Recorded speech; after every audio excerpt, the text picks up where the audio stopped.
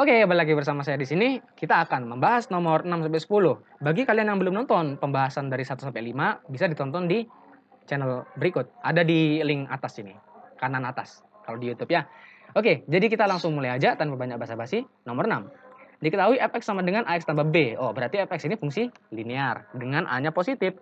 Nah, diketahui nih, fx tambah gx sama dengan 3x tambah 5. Nah, habis itu diketahui juga ini, komposisi. Wah, ribet ya. Tapi sebenarnya ini mudah. Cuma caranya mungkin lumayan panjang ya. Tapi sebenarnya mudah ini soalnya ini. Kalau misalnya kita sudah tahu bagaimana cara mengerjakan soal seperti ini. Ya gimana cara ngerjain soal seperti ini? Ya latihan. Banyak latihan. Jadi intinya matematika itu banyak latihan ya. Untuk bisa mengerjakan banyak soal yang bervariasi itu. Apalagi soal UTBK kan tiap tahun kan jarang ada yang sama bentuknya gitu. Pasti bervariasi begitu. Jadi kalau misalnya kita tahu, kita banyak jam terbang, kita banyak latihan soal-soal, jadi kita semakin terbiasa dengan variasi soal tersebut. Oke, jadi kita akan berlatih nomor 6. Fx sama dengan x tambah b dengan a-nya positif.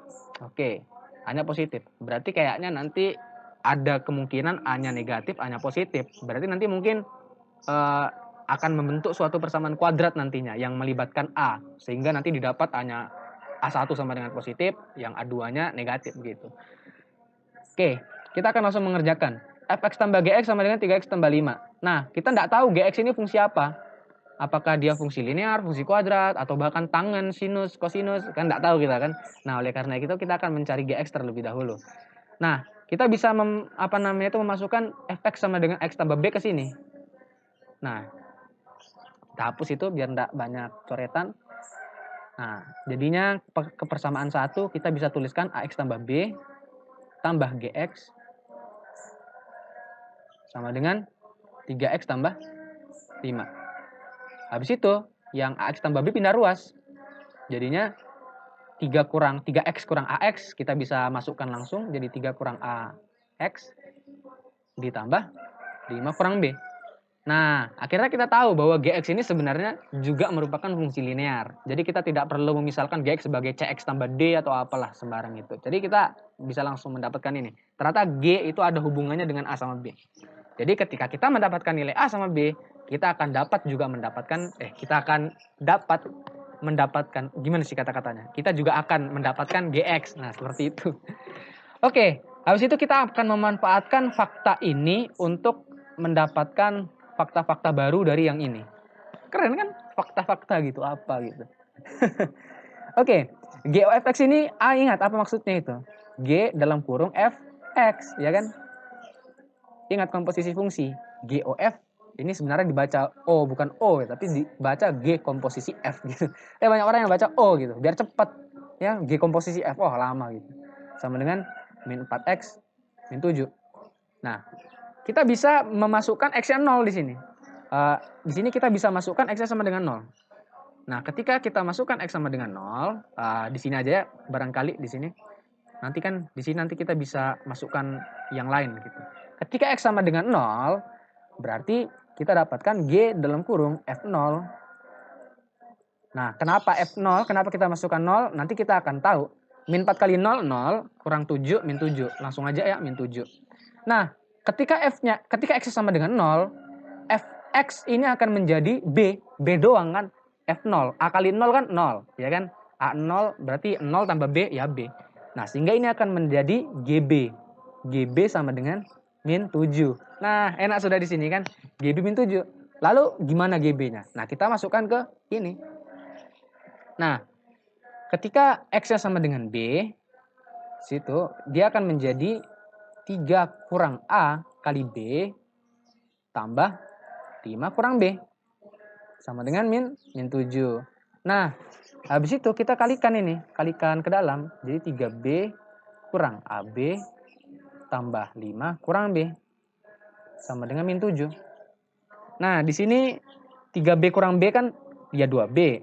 Jadi 2B kurang AB sama dengan min 7 min 5 min 12.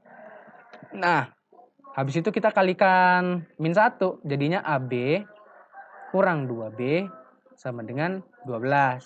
Nah, habis ini kita bisa faktorkan B-nya. B dalam kurung A kurang 2 sama dengan 12. Nah, kita simpan dulu ini, nanti bakal kita butuhkan Karena nanti kita akan membentuk persamaan dalam A sama B. Dua persamaan nanti jadinya. Dan itu mengandung A sama B. Nah, habis itu yang kedua kita masukkan apa? Ingat, kita yang paling gampang kan kita inginkan G0 gitu kan. Biar langsung 4 kali 0, min 7 gitu. Nah, gimana caranya biar di dalamnya ini, biar ininya 0? Ya berarti kita harus membuat fx sama dengan 0 gitu kan. Nah, kapan fx sama dengan 0? Nah, kalau fx-nya 0, berarti kan kita selesaikan ini. Ax tambah B. Nah, tambah B. Berarti apa ini maksudnya?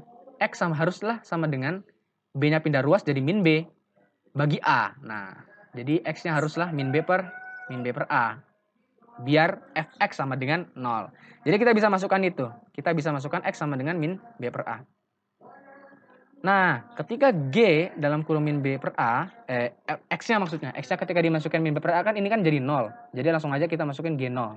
Sama dengan min 4 kali min B per A min 7. Nah, habis itu gimana? Nah, ini min kali min jadi positif kan? Nah, jadinya 4B per A kurang 7. Nah, 0. Kita masukkan di sini 0. Nah, langsung jadi 5 min B loh. Lihat tuh. Nah, enak kan? Kalau X-nya 0 kan ini hilang, ini sudah tidak perlu lagi kita permasalahkan. Jadi sisa 5 kurang B. Nah, sehingga di sini 5 min B. Nah, habis itu kita kalikan A, kedua ruas. Jadinya 5A kurang AB sama dengan 4B kurang 7A. Oke. Terus ini kok makin rumit jadinya. Tapi sebenarnya nanti bakal jadi mudah. Lihat aja ini. Nah, kita pindahkan ruas ini 5A tambah 7A sama dengan 12A. Jadi 12A kurang AB kurang 4B sama dengan 0. Nah, B di sini bisa difaktorkan. Jadi 12A kurang B dalam kurung A tambah 4. Ya kan? Nah, sama dengan 0. Nah, lihat di sini. Ini. Ada fakta baru, apa kita bisa menggunakan fakta ini untuk menyederhanakan bentuk yang ini. Nah, kita masing-masing kita bagi dengan A-2. Sehingga ini akan menjadi 12 per A-2. Nah, sehingga nanti di sini nanti B-nya kita bisa ganti dengan 12 per A-2. Nah, akibatnya persamaan yang kanan ini akan menjadi 12 dalam kurung A tambah 4 per berapa? A-2 sama dengan 0. Nah, ini kita bisa kita bisa kalikan dengan A plus 4. Kita samakan A-2 maksudnya ya. Kita samakan penyebut. Ini A-2. Nah, habis itu kalau misalnya kita kali silang, ini kan hilang sudah. Ya kan? Karena 0 kali A-2 ya A-0 gitu. Habis itu kita bisa bagi dengan 12. Karena masing-masing suku mengandung 12, kita bisa ganti itu. Nah, kan jadi gampang kan? Jadi A-2 kali A kurang A tambah 4 gitu. Nah, ini kita bisa langsung kuadratkan, kita bisa langsung kali ke dalam maksudnya. A kuadrat kurang 2A kurang A. Nah, min ke dalam min 4. Jangan lupa ini ada min di sini. Ini harus, kadang orang-orang enggak langsung kadang minnya itu cuma yang A aja. 4-nya enggak diikutkan ke dalam min gitu. Padahal sebenarnya salah itu. Nah, ini akan menjadi A kuadrat min 3A min 4 sama dengan 0. Nah, berarti A kurang 1, A kurang 4. A tambah 1 maksudnya ya, sama dengan 0. Nah, sehingga ada dua solusi, A-nya min 1 atau A-nya 4. Nah, tapi kan di sini, nah ini ada gunanya juga di sini A positif kan.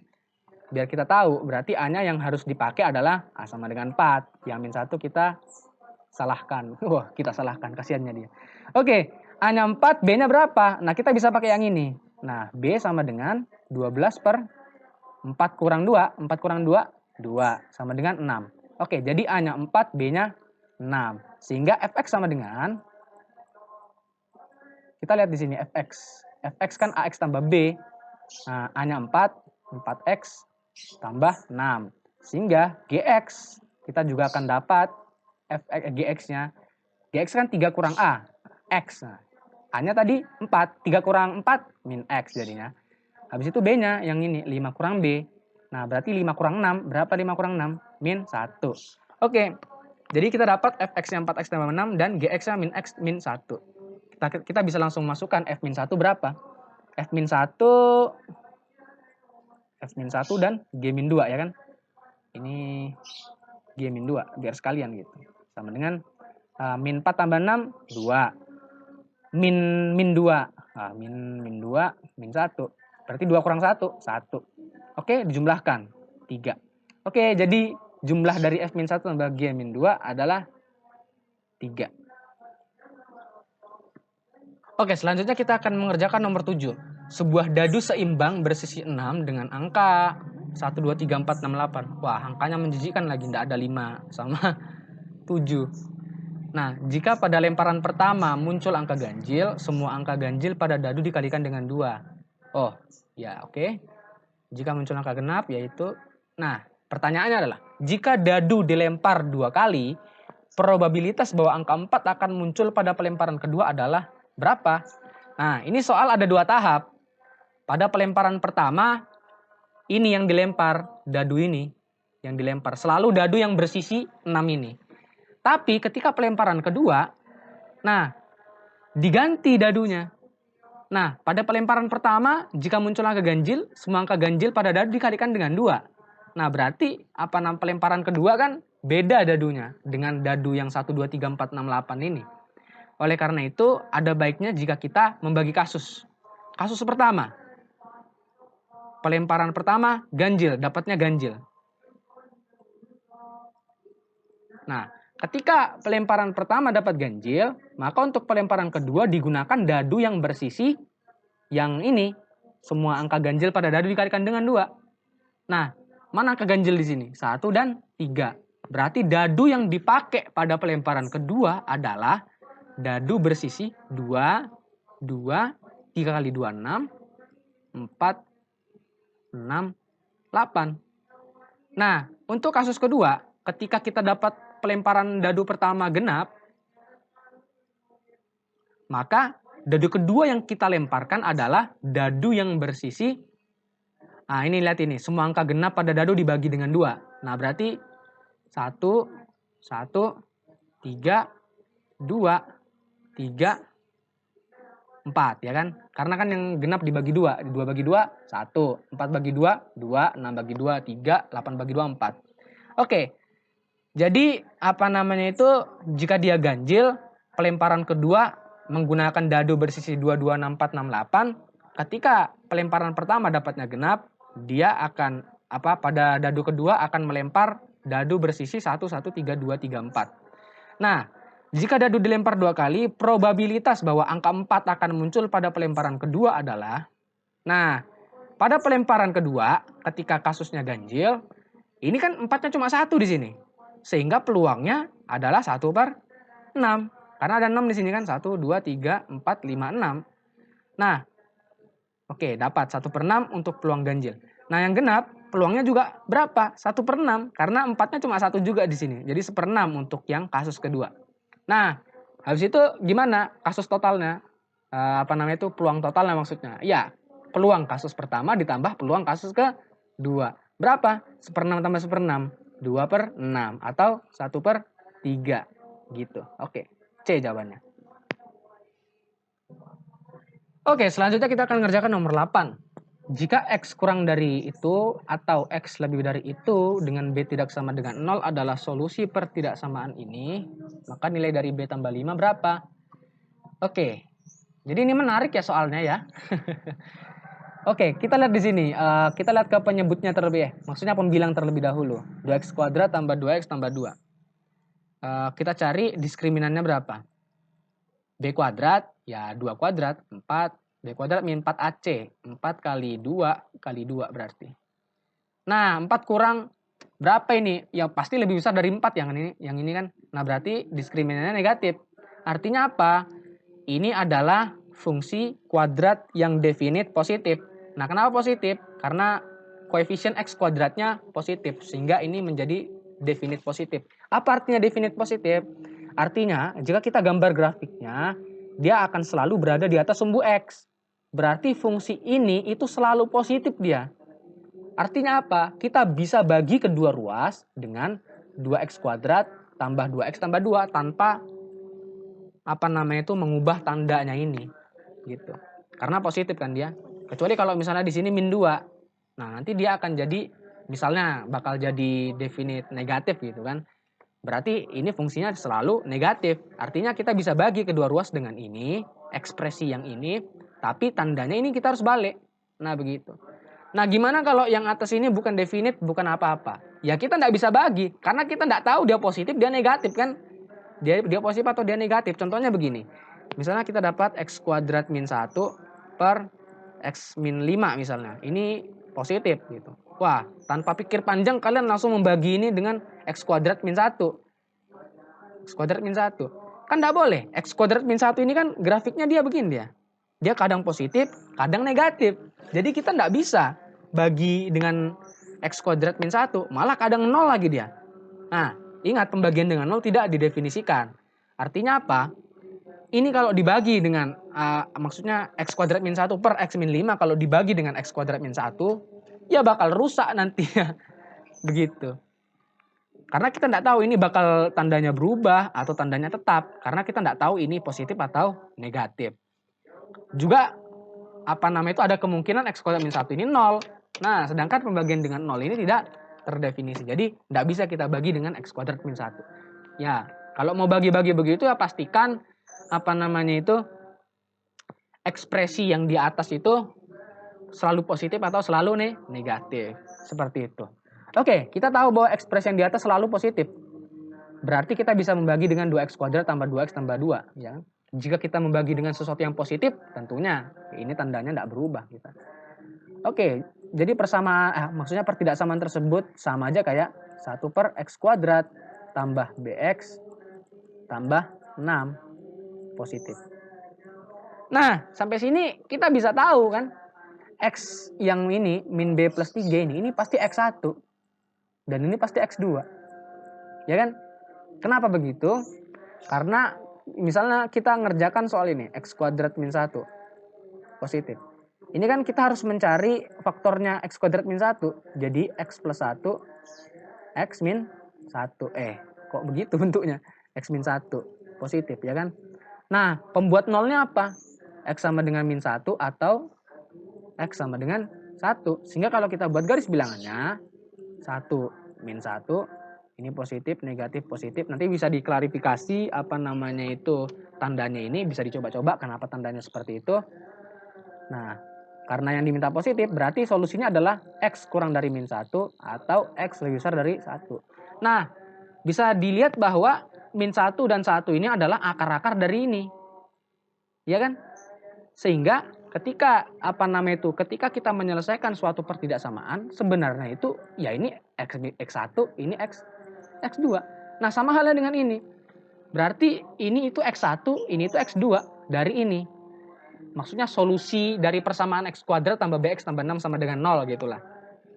Oke. Nah, tapi kita juga tahu bahwa x1 tambah x2 itu sama dengan min b per a. A-nya 0, A-nya 1, sedangkan B-nya ya B gitu. Sehingga ini jadi min B begitu. Sehingga X1 tambah X2 ketika kita jumlahkan ini dengan itu akan didapatkan min dalam kurung B tambah 3 tambah min dalam kurung langsung min gitu aja. Min B tambah 2 sama dengan min B. Nah, kita bisa bagi dengan min 1 sehingga akan didapat B tambah 3 tambah B tambah 2 sama dengan B. Ini bisa kita coret sehingga B sama dengan langsung pindah ruas jadi min 2 min 3 min 5. Oke, dapat kita B-nya min 5. A jadi jawabannya. Langsung dapat B kan? Nggak usah pusing-pusing gitu. Oke, selanjutnya kita akan mengerjakan nomor 9. Diketahui pada segitiga ABC, AB sama dengan BC sama dengan 25. Berarti AB ini kita kasih tanda begini ya. Ini sama dengan ini, BC. Nah, kasih tanda begini.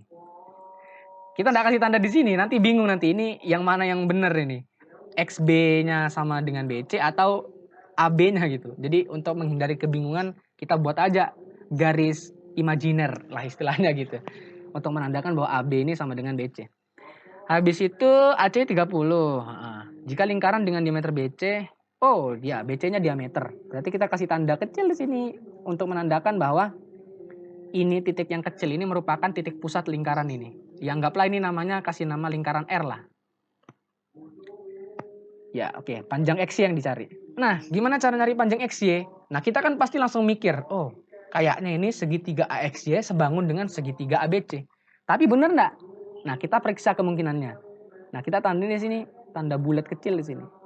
Nah AXY ya kan? XAY sama dengan BAC kan? Sudut XAY sama dengan sudut BAC.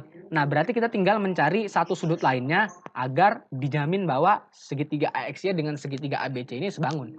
Nah, tinjau ini, sudut ini, AXY.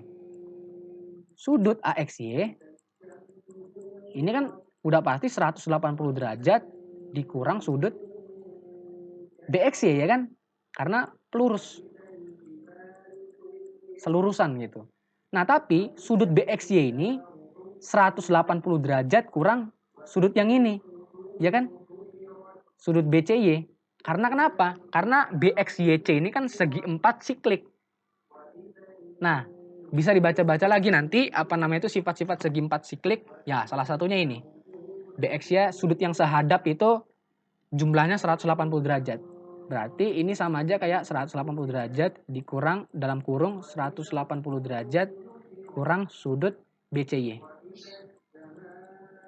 Nah, tapi ini kan apa 180? Ya 0. Habis itu min kali min positif. Jadi sudut BCY. Nah, jadinya sudut AXY sama aja kayak sudut BCY. Nah, akhirnya apa? Artinya apa?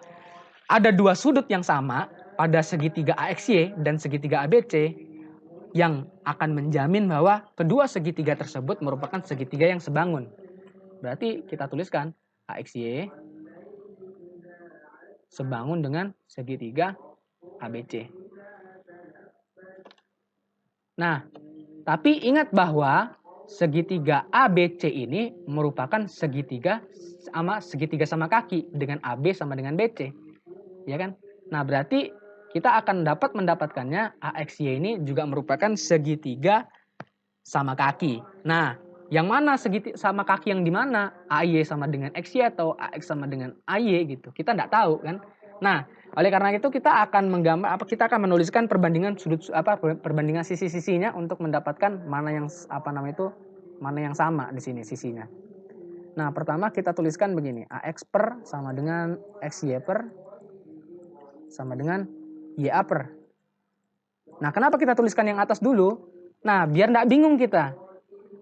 Biar yang bawahnya ini tinggal mengikuti dari segitiga ABC itu. Nah, AX berbanding sama apa? Nah, itulah gunanya kita menandai titik sudut yang sama.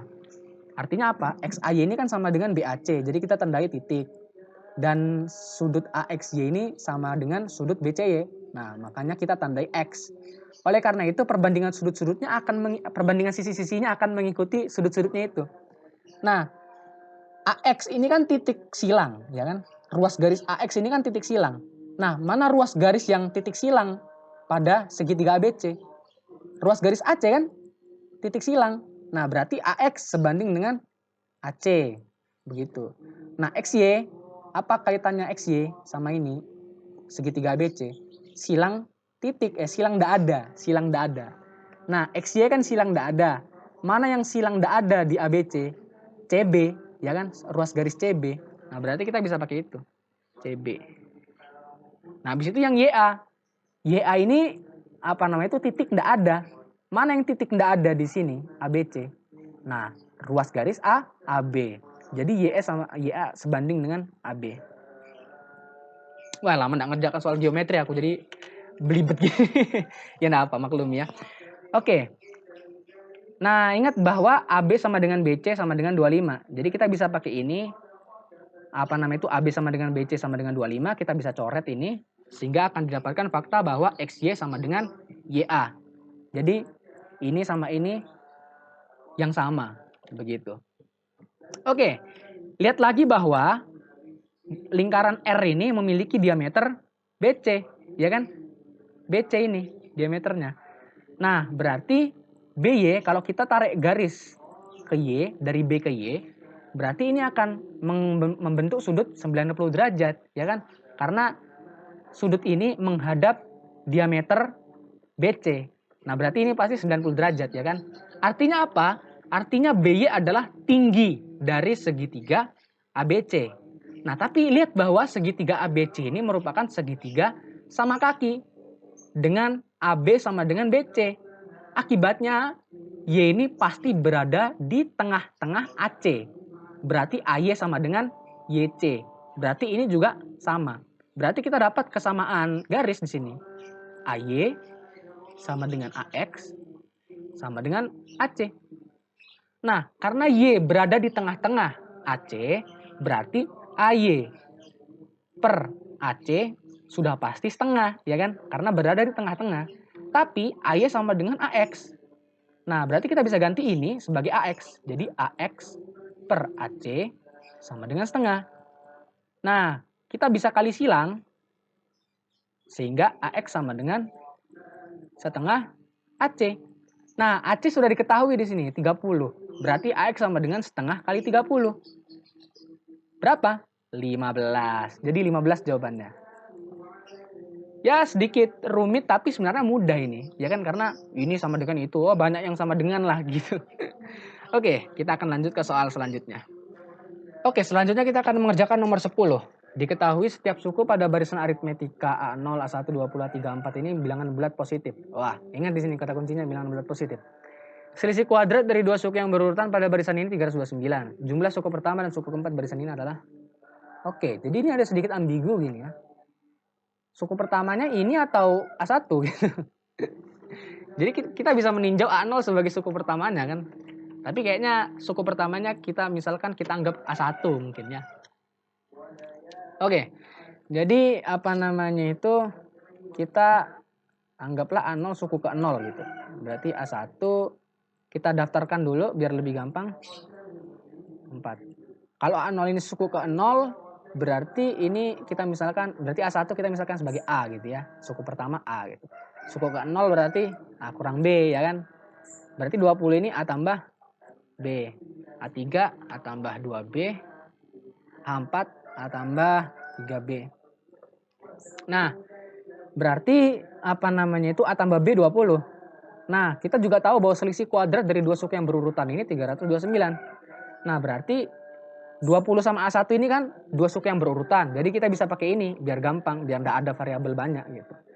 Jadi 20 kuadrat dikurang A1 kuadrat yang A kuadrat sama dengan 329. Nah, A kuadrat berarti sama dengan 400 kurang 329. Berapa? 71 ya. Berarti A sama dengan akar 71. Kenapa tidak plus minus? Karena positif nih. Kalau negatif ya selesai itu. Nah, karena A-nya dapat akar 71, selanjutnya kita akan mencari suku pertama dan suku keempat. Suku pertamanya kan A. Suku keempatnya A tambah 3B.